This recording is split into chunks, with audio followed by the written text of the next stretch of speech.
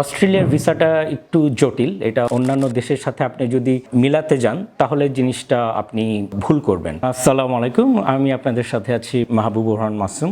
আজকে আমরা জানবো অস্ট্রেলিয়াতে ভিসা প্রসেসিং এর বিভিন্ন রকম জটিলতার কারণ এবং কি কি কারণে এই ভিসা জটিলতাগুলো হয়ে থাকে এবং কিভাবে আমরা সেগুলো প্রতিকার পেতে পারি সেগুলো নিয়ে একটি আলোচনা করার চেষ্টা করব। অস্ট্রেলিয়াতে যে অনেকেই ভিসার জন্য অ্যাপ্লাই করে থাকেন, তাদের যোগ্যতা এবং তাদের যে রিকোয়ারমেন্টস যেটা অস্ট্রেলিয়ান গভর্নমেন্ট দিয়ে থাকে সেটা অনুযায়ী তারা অ্যাপ্লাই করে থাকেন, কিন্তু তারপরেও দেখা যায় যে বিভিন্ন কারণে তাদের ভিসা আটকে থাকে বা অনেকে মনে করেন যে আমার ভিসা হচ্ছে না কেন, 1 বছর হয়ে গেল, 1.5 বছর হয়ে গেল, অনেকের তো দেখা গেছে যে 6 মাসের ভিতরে বা 8 মাসের ভিতরে ভিসা হয়ে যায়। আসলে অস্ট্রেলিয়ার ভিসাটা একটু জটিল। এটা অন্যান্য দেশের সাথে আপনি যদি মিলাতে যান তাহলে জিনিসটা আপনি ভুল করবেন, কারণ এটা অনেক ভিতরে নানা রকম জটিলতা থাকে। যেমন আমি যদি বলি যে এটা করোনার সময় যারা অ্যাপ্লিকেশন দিয়েছিল তাদের করোনার জন্য বা ওই সময় কোভিডের জন্য স্থগিত ছিল, এটা একটা কারণ হতে পারে। বা আপনার যেই অ্যাপ্লিকেশনের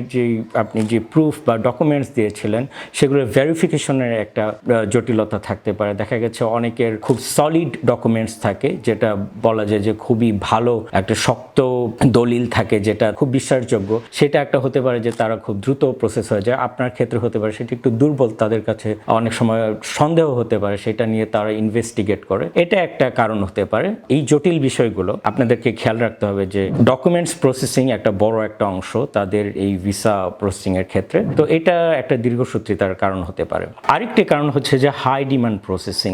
দেখা গেছে যে আপনি শুধু এটা মনে করবেন না যে অস্ট্রেলিয়ান গভর্নমেন্ট শুধু বাংলাদেশের ভিসা আবেদনপত্রগুলো নিয়ে শুধু কাজ করছে, তা নয়। পুরো পৃথিবী থেকে হাজার হাজার অ্যাপ্লিকেশন সাবমিট হচ্ছে। সেটা শুধু এক ক্যাটাগরি না, সেটা হতে পারে পারিবারিক, হতে পারে স্কিল ভিসা, হতে পারে বিজনেস মাইগ্রেশন, হতে পারে শত শত রকমের ক্যাটাগরির ভিসা অ্যাপ্লিকেশন হচ্ছে। এবং সেটার জন্য আপনি যেই আবেদনটি করেছেন সেটি সেই একটা কিউ বা লাইনের মধ্যে পড়ে যায়। সে দেখা যাচ্ছে যে আপনার কিউ অনেক পরে হতে পারে, এটা একটা কারণ হতে পারে আপনার দীর্ঘসূত্রিতার জন্য।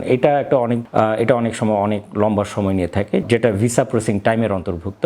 এটাও আপনাকে খেয়াল রাখতে হবে যে শুধুমাত্র আপনার অ্যাপ্লিকেশন নিয়েই ইমিগ্রেশন কাজ করে না, এখানে লক্ষ লক্ষ অ্যাপ্লিকেশন জমা পড়ে আছে।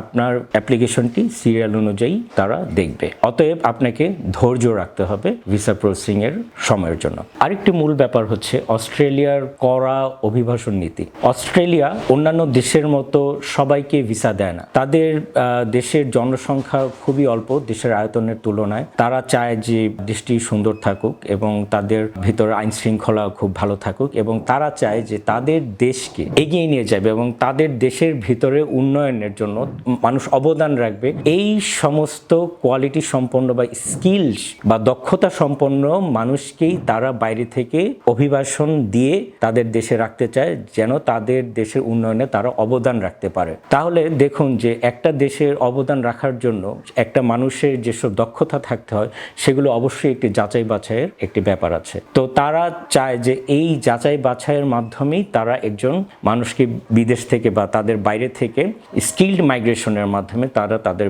ভেতরে পার্মানেন্ট রেসিডেন্সি দিয়ে নিয়ে আসতে চায়। তো এটা একটা জিনিস আপনাকে মনে রাখতে হবে, তাদের অভিবাসন নীতি অন্যান্য দেশের মতো শিথিল নয়, এটা খুবই কড়া, এটাও আপনাকে খেয়াল রাখতে হবে। এটাও একটা ভিসা প্রসেসিং এর একটি জটিলতার একটি অংশ আপনি ধরে নিতে পারেন।